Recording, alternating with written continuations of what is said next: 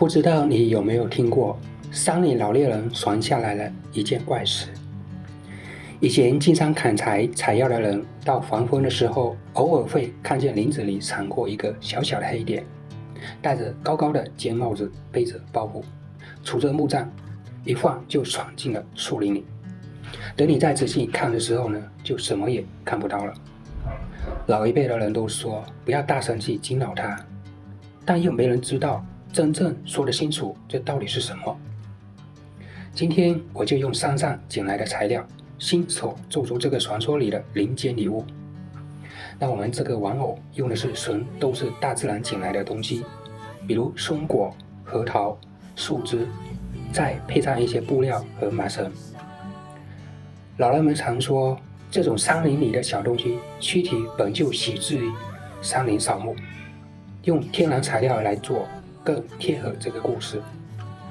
传说里的他从来不在一个地方久留，一直在四处漂泊。那接下来我们来做他的脑袋。我用3片核桃拼合了在一起做成了头颅。山里老人有个说法，核桃壳仿佛是一面面具，可以隔绝一切外界的窥探。再接着剪出印子做牙齿。这套林间礼物的牙齿，它可不是随便做出的装饰。按照山里流传的说法，常年在山里漂泊，啃食野果坚果，才磨出了这一口尖牙。它并不会伤害人类，只不过这副牙齿让它看上去更面相凶狠狡黠。其实它内心十分的胆小，只能靠这副吓人的外表来保护自己，躲开人类的打扰。这个女巫的脑袋藏着属于山林森林的想法，她不愿意被人看到她真实的模样，所以用核桃壳当作坚硬的外壳，把自己的心思藏在里面。她不喜欢热闹，也害怕被众人注视，只想安安静静游荡在黄昏的森林之间。她没有害人的心思，只是向往无拘无束的漂泊。外壳看着古怪皎洁，其实内里他只是想要一份不被打扰的自由。还有女巫的鼻子是非常灵敏的，它可以嗅遍山林的信息。还有一双眼睛，时刻留意四周的动静，帮他早早觉察到危险。再用开心果壳做眼眶，还有耳朵，看他这副皎洁的模样，她并不是什么邪恶的巫婆，只是生性警惕，对人类始终保持着防备。这里还有一个很少人提起的小传闻啊，据说这种林间森林大白天是不敢露面的，只有在天色黄昏快要天黑的时候才会出来活动。要是你能看到它在转头去喊同伴过来一起看的时候呢，等再回过头的时候，原来的地方就是空空如也。它好像觉察到了人的目光，一旦很多人注视它，它就直接引进了山林，再也找不到。到这里，头部的五官已全部做完，接下来给帽子上色。这里说一下，帽子我之前已经做好了。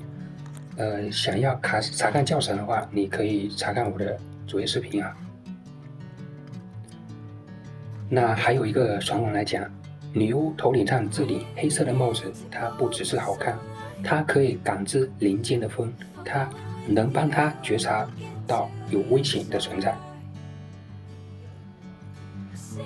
这里呢，我先给它剪一块布料，等一下给它做一件长袍。这件深色的长袍可并不是什么装饰，山林传闻说它能融入树林的阴影，帮这个小森林隐藏身形，悄悄避开人类的目光。现在把整个头部组装到松果的身体上，到这里，这个林间的小森林大体模样就完整的出来了。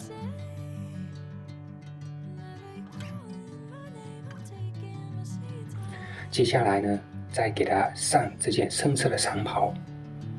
在昏暗的森林里，深色衣服和帽子能让它完美的隐藏在阴影之中。然后装上树枝做的手脚，他的手就如同干枯的树枝，常年在山林里面穿梭，熟悉森林的每一个角落，每一块石头。他这一双如同枯木的双手陪着他走遍了整片山林。他拨开丛生的密集，捡拾野果，收拾行囊。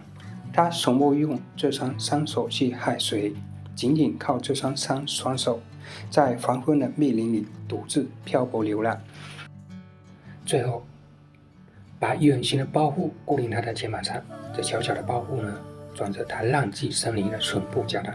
到这里，这个林间女巫的手镯就全部完成了。小小的个头，尖尖的牙齿，高高的尖帽子，枯枝一样的手脚，背着包袱，手握木杖，一副不停赶路的样子。因为传说中的他永远都是在漂泊的路上，就靠着松果、核桃壳这些普通的山材料，山野材料，把老一辈口口相传的小故事变成实实在在的手工作品。还有这些有意思的民间小故事，欢迎点赞订阅。